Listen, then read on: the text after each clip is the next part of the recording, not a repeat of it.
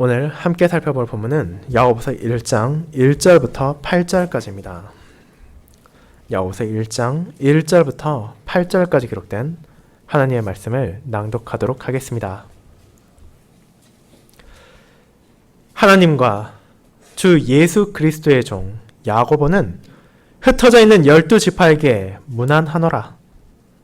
내 형제들아, 너희가 여러 가지 시험을 당하거든 온전히 기쁘게 여기라. 이는 너희 믿음의 시련이 인내를 만들어내는 줄 너희가 알미라. 인내를 온전히 이루라. 이는 너희로 온전하고 구비하여 조금도 부족함이 없게 하려 함이라. 너희 중에 누구든지 지혜가 부족하거든 모든 사람에게 후히 주시고 꾸짖지 아니하시는 하나님께 구하라. 그리하면 주시리라. 오직 믿음으로 구하고 조금도 의심하지 말라. 의심하는 자는 마치 바람에 밀려 요동하는 바다 물결 같으니 이런 사람은 무엇이든지 주께 얻기를 생각하지 말라. 두 마음을 품어 모든 일에 정함이 없는 자로다. 아멘. 설교 후에는 시편 119편 22절, 23절, 24절을 함께 부르도록 하겠습니다.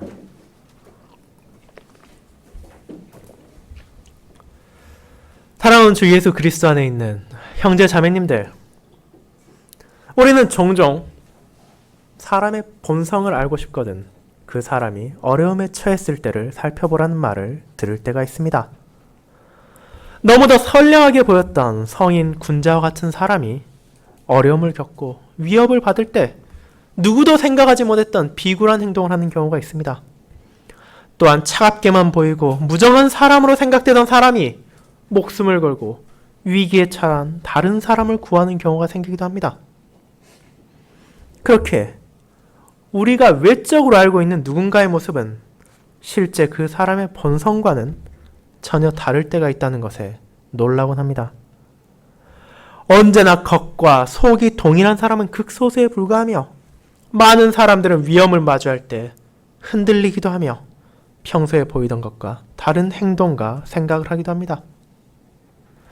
그리고 이와 같은 모습은 안타깝게도 신자라고 자칭하는 사람들에게서도 발견되기도 합니다. 오늘 우리는 이와 같은 시험을 마주한 상황에서 드러나는 신자의 자세에 대해서 전하고 있는 야고보서의 본문을 함께 나눌 것입니다. 성령 하나님께서는 자신의 종인 야고보를 사용하셔서 이 서신을 기록하였으며 이를 통해 박해와 시험을 마주하고 그 가운데 타락하고 부패한 자들을 바라보는 신자들에게 그들이 진정으로 보여야 할 자세와 삶의 태도가 무엇인지를 알려주십니다. 하나님께서는 이 서신을 통해 초대교회의 신자들을 권면하실 뿐 아니라 이를 보존하사 그들의 뒤를 따르는 언약 백성들 또한 주님만을 바라봄으로 그분의 은혜 가운데 죄와의 싸움을 결코 포기하지 않고 계속하게 하시며 회유와 위협 속에서도 세상과 타협하지 않는 자세를 기억하게 하십니다. 성도들이 자신들 안에서 결코 찾을 수 없는 온전함을 구하도록 하시며 그런 온전함을 은혜 가운데 발견하여 그분의 종으로서 살아갈 수 있도록 사랑을 베푸십니다. 그와 같은 풍성한 은혜가 야고보서를 통해 우리에게 드러나며 이를 알아가면 알아갈수록 신자들은 자신들에게 주어진 하나님의 한량없는 사랑에 기뻐하며 동시에 그 가운데 요구되는 신자들의 삶의 자세를 기억하게 될 것입니다. 저는 이와 같은 아름다운 복음으로 가득 찬 야고보의 서신의 첫 부분을 시험 가운데 드러나는 신자의 자세라는 제목으로 설교하고자 합니다. 그리고 이를 두 부분으로 나누어서 시대와 환경을 막론하고 여러 가지 다양한 방식의 시험을 경험하고 마주하는 신자들이 이를 어떻게 바라보아야 하며 어떤 자세를 피해야 하는지를 살펴볼 것입니다. 첫 번째, 기쁨 가운데 온전함을 보이는 믿음과 두 번째, 의심하며 흔들리는 두 마음으로 이를 살펴보도록 하겠습니다. 첫 번째, 기쁨 가운데 온전함을 보이는 믿음입니다. 형제자매 여러분, 우리가 오늘 살펴볼 야고보서는 서신의 제목에서 드러나듯이 성령 하나님의 영감을 받은 야고보가 신자들 향해 기록한 5장에 걸친 길지 않은 편지입니다. 그리고 우리가 얼핏 보았을 때 야고보서는 분명하며 이해하기 쉬워 보일지도 모릅니다. 하지만 이는 수많은 논쟁과 해석을 불러일으킨 본문 중의 하나이기도 합니다. 우리들에게 잘 알려져 있는 유명한 종교개혁자 마틴 루터는 자신이 독일어로 번역한 성경에서 야고보서에 대해 지푸라기 서신이라고 기록했으며 이것이 아무런 복음적 성격을 담고 있지 않다고까지 주장했습니다. 비록 그가 야고보서가 하나님의 은혜로 주어진 정경이라는 것을 부정하진 않았음에도 불구하고 다른 성경들에 비해 가치가 떨어지는 것이라 말하는 것을 주저하지 않았습니다. 동시에 다른 한편의 극단에서는 야고보서가 이행칭의, 즉 신자가 행위로 얻을 수 있는 구원에 대해 말하고 있다고 해석하며 이를 사용해서 성경에서 계속해서 강조되며 반복되는 오직 믿음을 통해서 주어지는 의로움을 깎아내리고 심지어 부정하려는 자들도 있습니다. 하지만 우리가 야고보서를 바르게 이해하고 받아들일 때 그와 같은 소모적인 논쟁이나 잘못된 시선에서 벗어나서 이를 통해 베풀어지는 하나님의 사랑과 공의를 깨달을 수 있습니다. 이는 믿음 안에서 받게 되는 한없는 은혜와 그런 은혜 가운데서 추구해야 하는 온전한 믿음의 삶이 무엇인지에 대해 알려주고 있기 때문입니다. 그렇게 신자들은 야고보서를 결코 경시하거나 무시할 수 없을 뿐 아니라 세상의 공격과 박해가 더욱 교묘해지고 예리해지는 오늘날의 상황에서 더더욱 가까이 두고 그 의미를 묵상해야 할 것입니다. 그런 야고보서의 시작은 하나님과 주 예수 그리스도의 종 야고보는 흩어져 있는 12지파에게 문안하노라 라는 1절입니다. 우리가 다른 서신서들, 바울이나 베드로의 서신서를 살필 때 알게 된 것처럼 당시의 편지는 가장 먼저 발신자가 누구인지를 밝히고 그것을 받을 사람 알려준 후 간단한 문안 인사를 하는 형식으로 자리 잡고 있었습니다. 그리고 대부분의 서신서들 또한 그 원칙에서 벗어나고 있지 않으며 야고보서 또한 그렇습니다. 하지만 여기서 어려움이 찾아온 이유는 야고보서의 서론은 다른 서신들에 비해 비교적 짧고 그에 따라 기록한 사람이 누구인지와 이것을 받을 사람이 누구인지에 대한 구체적인 정보가 부족하다는 데 있습니다. 야고보라는 이름 그 자체가 어디에서 왔는지는 오늘날의 신자라 하더라도 쉽게 알 수 있습니다. 아브라함의 아들인 이삭과 리브가 사이에 태어난 쌍둥이 중 먼저 나온 자는 털이 많아 에서라는 이름을 받았으며 후에 나온 아오는 손으로 그 형의 발꿈치를 잡았기에 붙잡다라는 의미를 가진 야곱이라는 이름이 주어졌습니다. 그렇게 태어난 야곱은 언약의 상속자로서 살아갔으며 그와 같은 선조의 이름을 그의 후손들인 이스라엘 백성들은 계속해서 자신들의 자녀에게 주기도 했으며 그것을 헬라어 시대에도 사용하여 이름을 준 것이 바로 오늘 우리가 살펴보는 야고보입니다. 그리고 자연스럽게 그런 선조의 이름을 붙인 사람은 한 명만이 아니었습니다. 우리가 신약 성경을 세심히 살펴본다면 다양한 곳에서 다른 야고보들을 발견할 수 있습니다. 가룟인이 아닌 유다의 아버지 야고보가 있었으며 작은 야고보라 불리는 사람도 있었고 주님의 12제자 중에서도 세베대의 아들 야고보와 알페오의 아들이라는 야고보가 있었습니다. 또한 유다서를 기록한 유다의 형제이자 예수님의 형제인 야고보도 찾을 수가 있습니다. 그리고 마지막에 등장한 예수님의 형제인 이 야고보는 당시 예루살렘 교회의 지도자 중 한 명으로서 기둥과 같이 여겨졌으며 그런 그가 성령 하나님의 영감을 받아 이 서신을 기록한 것으로 받아들여지고 있습니다.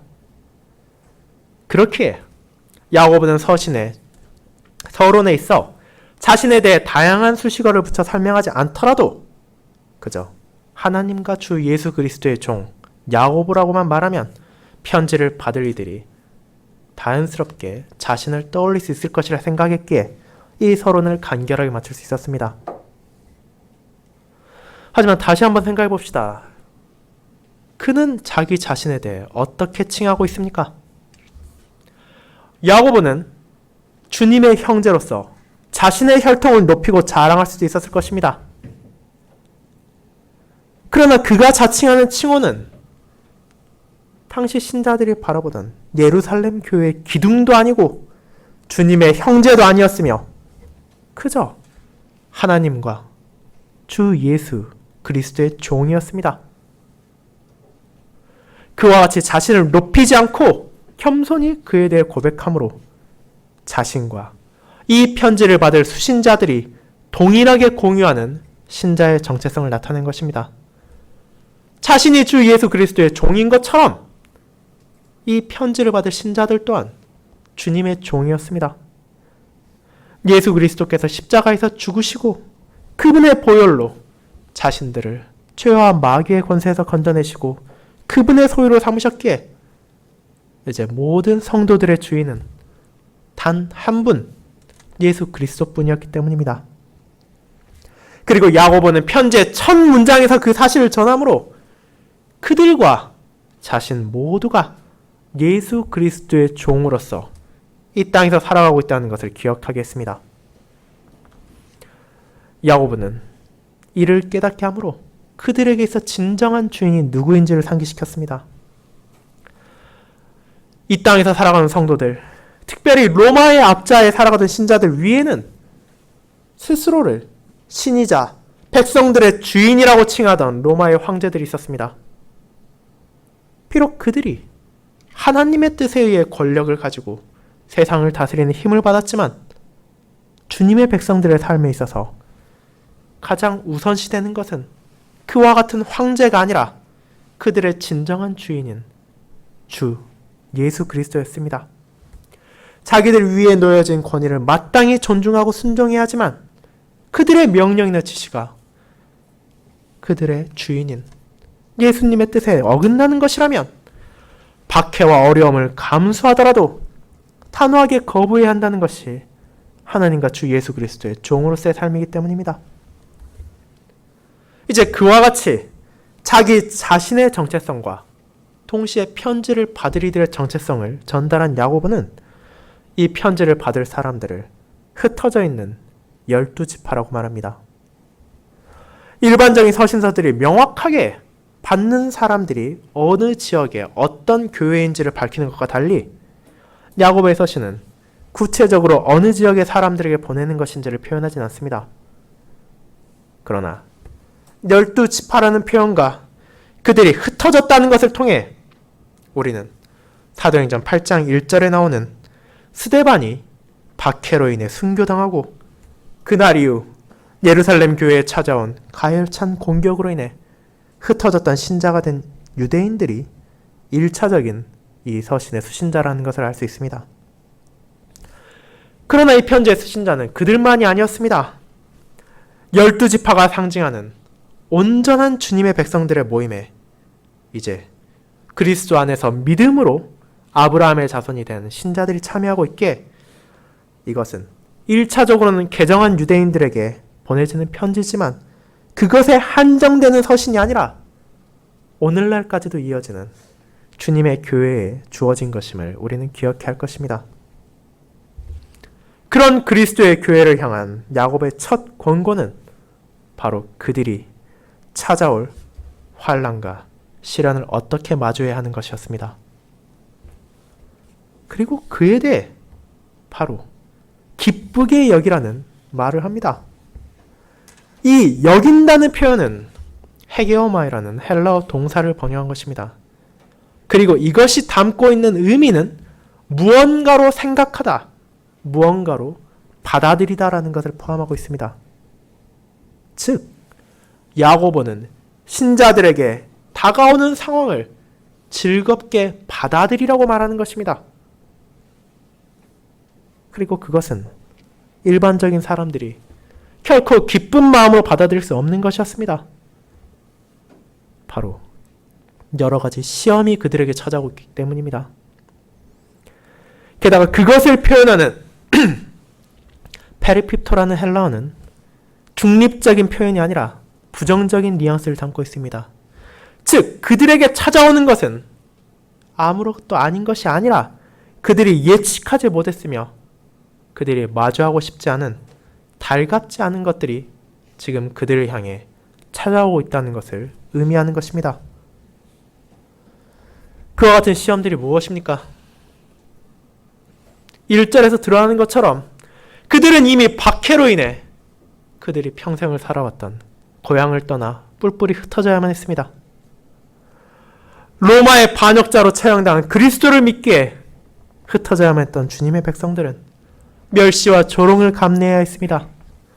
심지어 부당한 증오를 마주하기도 하며 핍박을 당하기도 했습니다.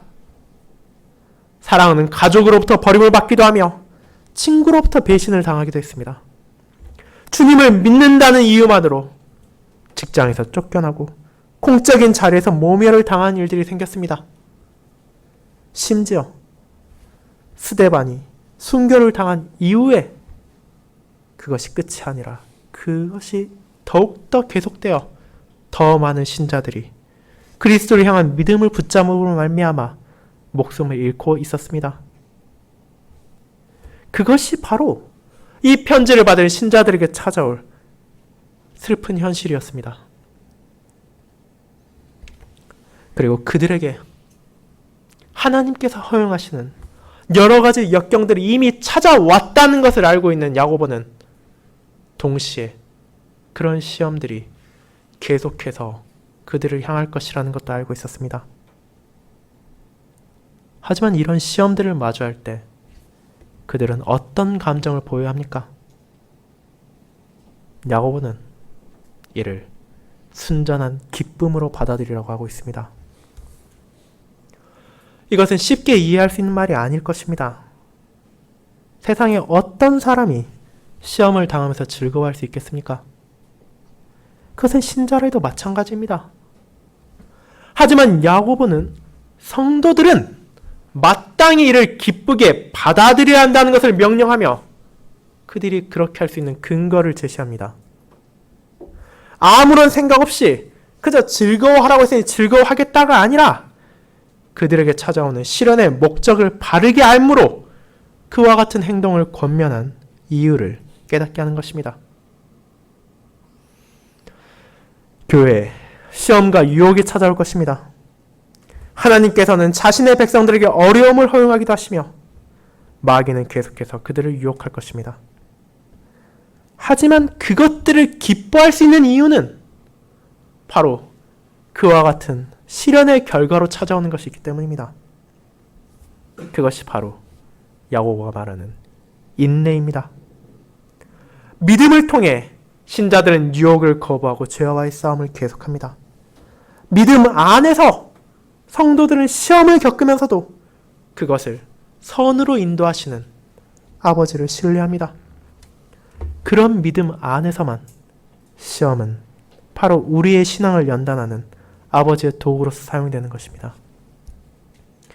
믿음이 없다면 질병과 기근, 추방과 멸시, 박해와 죽음을 싫어하게 되는 것은 당연합니다. 신자를 하더라도 이것이 찾아왔을 때 기뻐하며 받아들일 수 없을지도 모릅니다. 하지만 믿음 안에서 우리는 아버지의 진리를 알게 되었으며 그것이 주어지는 이유를 알게 되었습니다. 그리스도로 공로의 말미암아 우리의 아버지가 되신 하나님께서는 그런 시련을 통해서까지도 자신의 자녀들을 훈련시키시며 이를 통해 나약하고 연약한 그들의 의지를 강인하게 하사 그들 안에 인내를 만들어내십니다. 하나님께서 우리를 연단하지 않으시고 우리를 방치하신다면 우리는 세상의 악과 싸우고 자신 안에 파고드는 죄와 싸우기에는 턱없이 부족할 것입니다. 그렇게 하나님께서는 시험과 시련까지도 은혜 가운데 내리십니다. 이런 어려움을 마주함으로 자신의 자녀들이 더욱더 그들의 아버지인 하나님을 신뢰하며 그분의 약속에 대한 소망을 굳게 지킬 수 있게 됩니다. 그 결과 세상과 불신자들이 마주하는 어려움과 환난에서 불평과 불만만을 외칠 때 신실한 자들은 참된 믿음 안에서 하나님의 사랑을 기억하며 인내를 배워가며 그것을 만들어가는 은혜를 받은 것입니다. 그리고 그와 같은 인내를 온전하게 이룰 것을 야고보는 권면합니다. 그렇다면 이 인내는 더욱 구체적으로 어떤 것을 의미합니까? 이것은 그저 무언가를 참고 견디는 것만을 말하는 것이 아닙니다. 성경이 말하는 인내, 특별히 여기서 야고보가 말하는 인내는 신실함과 연관이 있습니다. 즉, 진리를 붙잡고 그것을 바라보는 태도를 견고하게 바꾸지 않으며 변하지 않고 계속해서 살아가는 것이 인내입니다. 야고보는 성도들을 향해 이 인내를 이루어야 한다고 말하는 것입니다. 하나님께서 은혜로서 주시는 시련과 연단들을 바르게 이해하고 그분의 뜻에 따라 살아가는 것을 한결같은 믿음으로 주님을 붙잡고 노력하며 살아감으로 우리는 이루어 나갑니다. 그리고 그것을 통해 드러나는 것이 바로 온전함, 부족함이 없는 삶이며 신자가 받은 은혜입니다. 야고보가 오늘 본문의 4절에서 말한 온전함은 그의 서신의 전체의 핵심 주제 중 하나입니다. 온전함이란 부족함이 없는 것이며 두 마음을 품지 않는 것입니다. 그는 야고보서 전체를 통해 신자들의 믿음이 온전하여야 하며 이를 위해 온전한 율법을 들여다보아야 하고 그들의 믿음 또한 온전하여야 하기에 이와 같은 온전함을 계속해서 추구해야 한다는 것을 권면합니다. 그리고 그 온전함이 대체 어디로부터 나오는 것인지를 17절에서 고백합니다. 온갖 좋은 은사와 온전한 선물이 다 위로부터 빛들의 아버지께로부터 내려오나니 라고 말입니다. 즉, 우리가 이루어야 할 온전함, 우리가 추구해야 할 온전함, 그리고 우리가 증거해야 할 온전함, 그 모든 것들이 바로 하나님의 선물로서 주어진다는 것을 분명히 전하는 것입니다. 이를 통해 그 누구도 자신의 능력이나 자신의 행위를 감히 자랑하지 않고 오직 그들의 하늘아버지 하나님만을 찬양하고 그분께만 영광을 돌리게 하는 것입니다. 하지만 우리가 자신을 돌아볼 때 그런 온전함을 쉽게 찾아볼 수 있습니까? 우리 또한 시련을 마주할 때 가끔씩은 너무도 담대하게 대처하고 주님만을 의지하는 모습을 보이기도 하지만 그것은 금방 사그라들며 오래가지 못하는 경우가 많습니다. 그와 같은 신자들의 연약함을 야고보가 모르는 것이 아니었습니다. 그 역시도 예수 그리스도, 그의 주를 의지하지 않고서는 보잘것없으며 너무도 나약했기 때문입니다.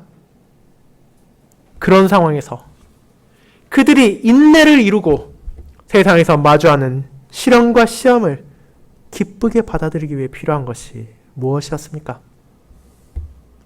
바로 지혜였습니다. 세상적인 지혜가 아니라 진정한 지혜가 그들에게 필요했습니다. 그들은 하나님께서 신자들에게 내리는 시련의 의미를 알아야 했습니다. 그들은 유혹이 찾아올 때 이겨내고 이것을 견딜 수 있기 위해 자신들을 도와주는 분이 누구신지를 인식해야만 했습니다. 그들은 자신들의 몸이 고통을 호소하고 정신의 피로와 연약함을 외칠 때에도 그들에게 주어진 위로가 있다는 것을 깨달아야 했습니다. 그것들을 아는 지혜가 있을 때에야 성도들은 연약한 자기 자신이 아니라 하나님의 충만하심 안에서 시련을 견디고 유혹을 이겨내며 인내를 이루어 나갈 수 있기 때문입니다. 그 진리의 지혜는 오직 위로부터 오는 것이며 하나님의 사랑으로만 주어지는 것이었습니다. 그리고 더 놀라운 위로는 바로 하나님께서는 자신에게 지혜를 구하는 자들을 거절하지 않으실 뿐 아니라 풍성하게 그것을 베푸심으로 그들이 인내를 이루어 나갈 수 있도록 인도하신다는 것입니다. 생각해 보시길 바랍니다. 야고보는 너희 중에 누구든지 지혜가 부족하거든 이라고 말했지만 성도들은 누가 감히 자신이 온전한 지혜를 가졌다고 말할 수 있겠습니까? 예수 그리스도의 진리에 대해서도 분명 누군가는 더 많이 알며 누군가는 부족할 수 있지만 그 차이는 아주 미미할 뿐입니다.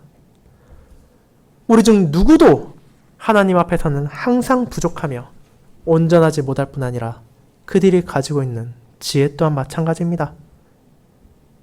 그렇게 야고보가 여기에서 누구든지라는 표현을 사용했지만 그것을 받아들이는 성도 중 그 누구도 자신은 지혜가 충만하다고 생각해서는 안 되며 다 함께 겸손한 마음으로 그들의 부족함을 인정하고 하나님의 지혜를 구해야만 하는 것입니다.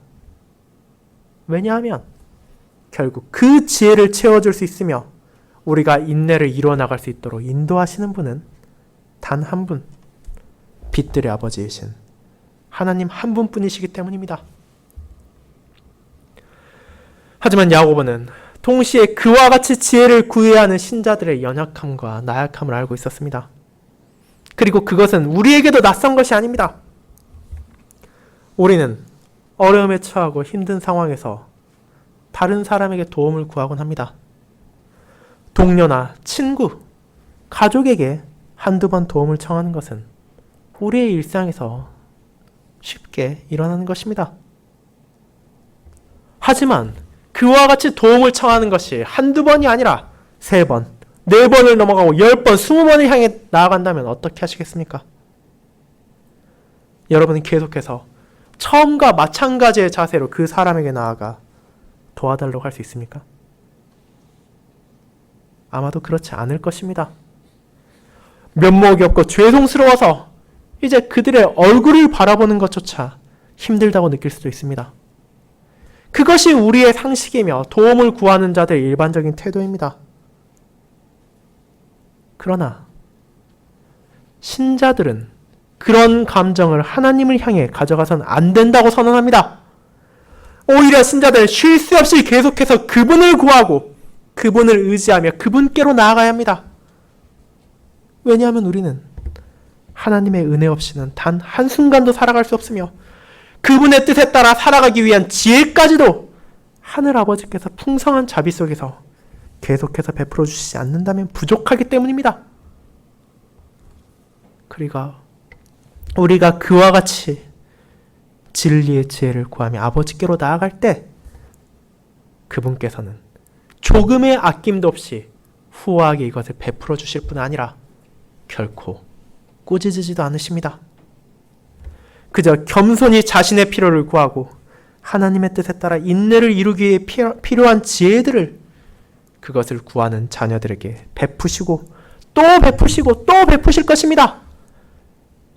그렇게 성도들은 아무런 근심이나 걱정 없이 아버지께로 나아갈 수 있으며 그분께서 우리에게 지혜를 채워주심으로 우리가 인내의 삶을 살아갈 수 있다는 것을 확신할 수 있습니다.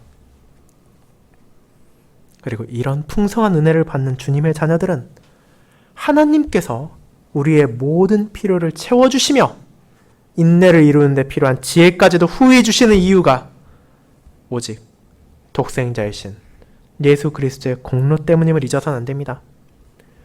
진리이신 그분께서 우리에게 지혜를 전해주시며 그분의 영이신 성령 하나님을 주심으로 그분의 조명을 통해 성도들에게 주어진 아버지의 말씀을 그들이 믿음 안에서 진리로 받아들일 수 있게 하셨습니다.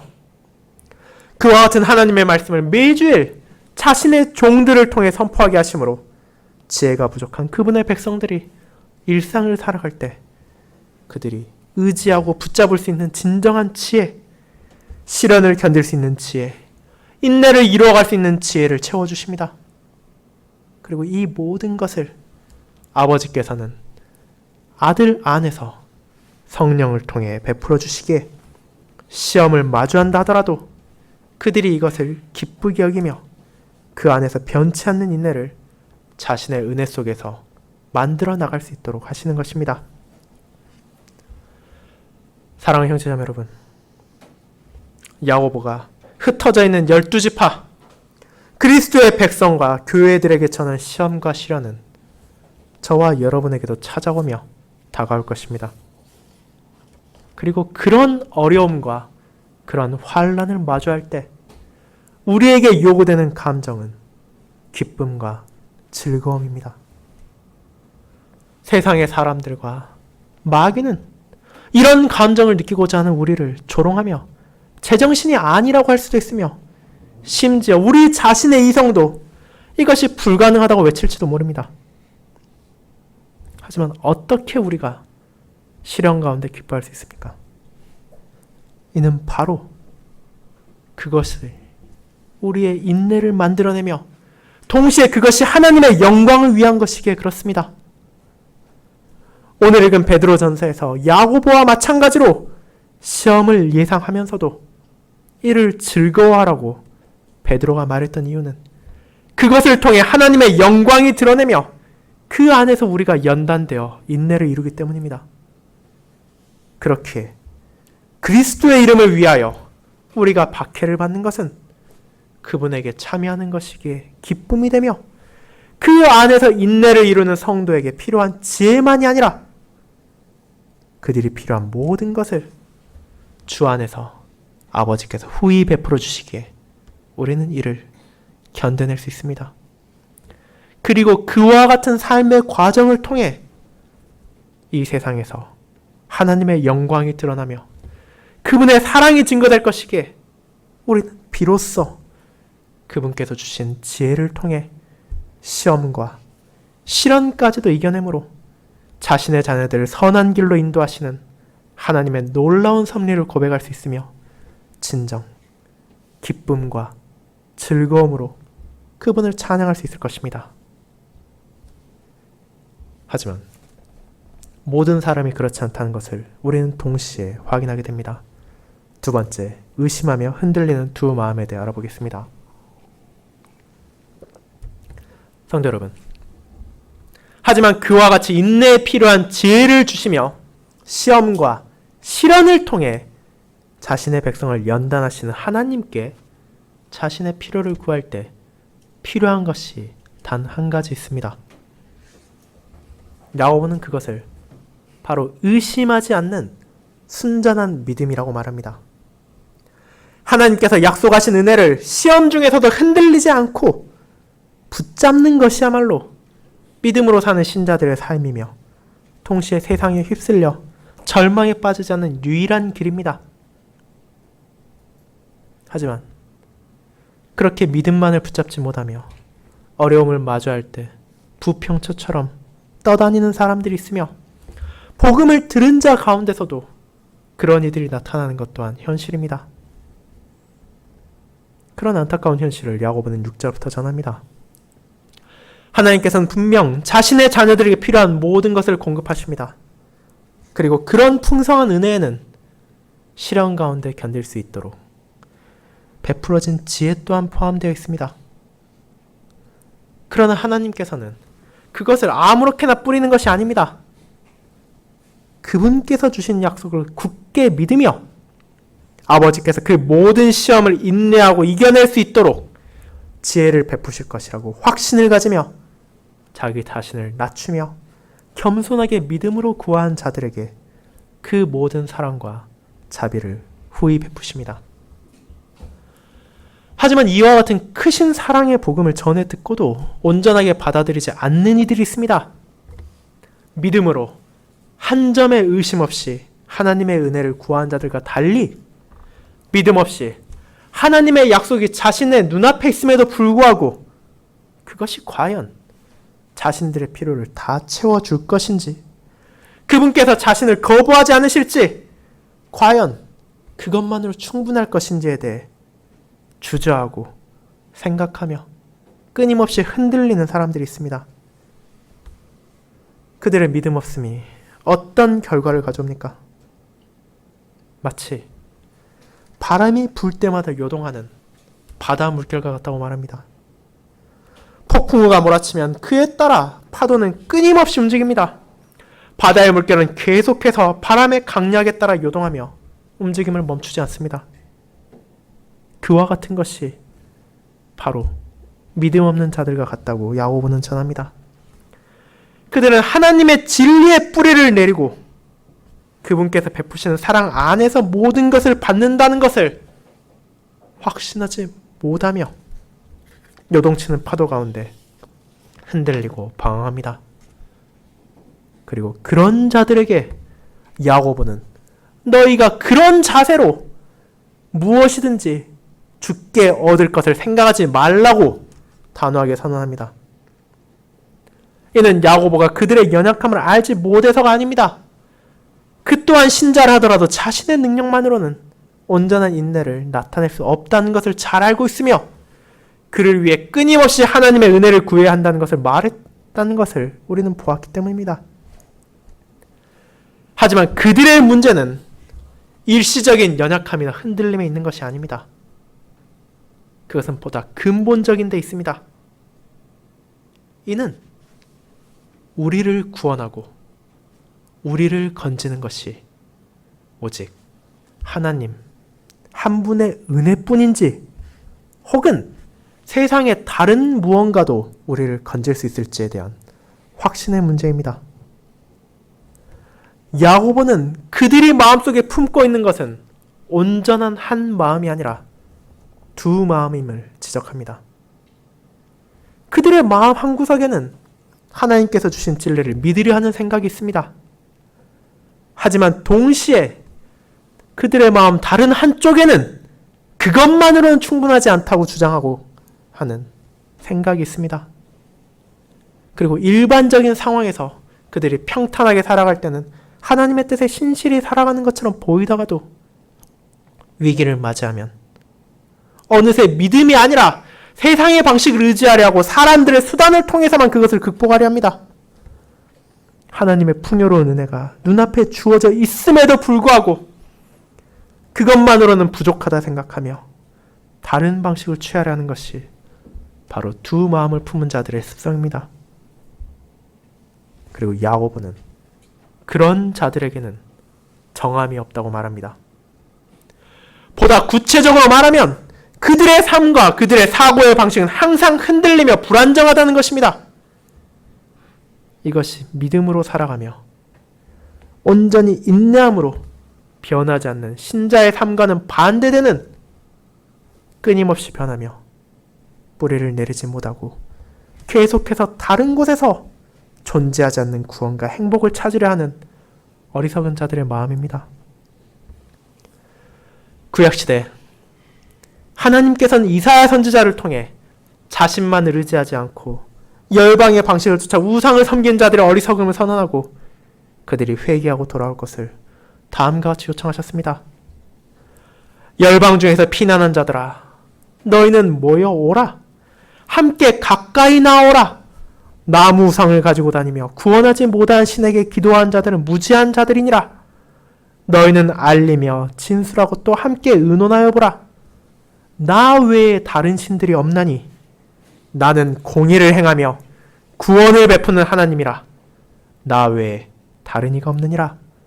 이사야 45장 20절 21절입니다. 그리고 이와 동일한 가르침을 이 땅에 오신 예수 그리스도께서 제자들을 가르치셨습니다.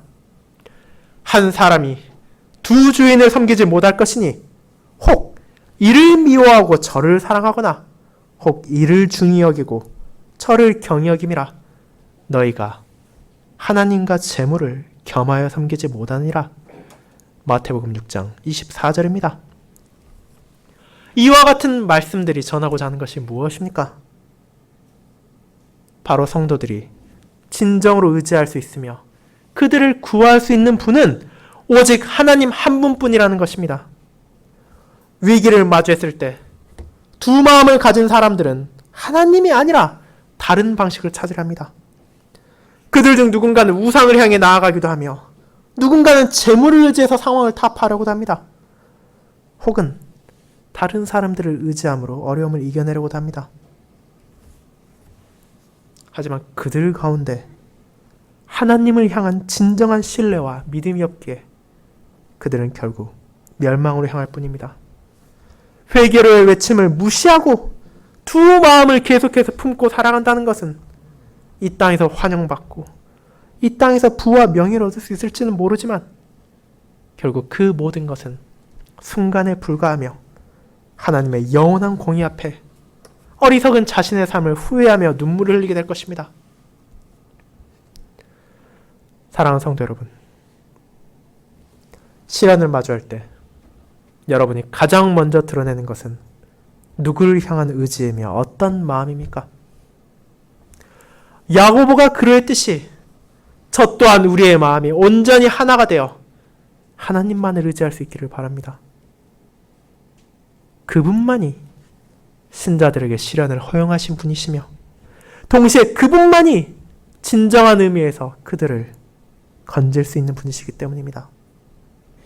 그리고 이를 믿고 확신한다면 우리 또한 어떤 상황에서도 후히 베풀어지는 그분의 지혜 가운데 인내하며 온전히 하나님께 나아갈 수 있을 것입니다. 이번 한 주의 삶에서도 저와 여러분 앞에 시험이 찾아올지 모릅니다. 그리고 특별하고 강력한 시련이 오지 않는다고 하더라도 그리스도인으로서 현재 혼란스럽고 하나님을 적대하는 사회에서 살아간다는 것은 분명한 어려움입니다. 하지만 그 모든 상황에서도 우리를 채우시는 하나님의 은혜를 기억하시기 바랍니다.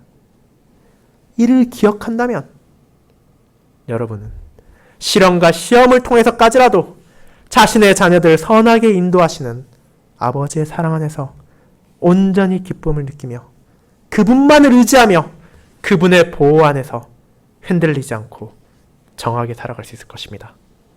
바로 야고보가 신자들에게 정한 삶이 여러분의 삶에서도 이번 한 주간 드러나길 바랍니다.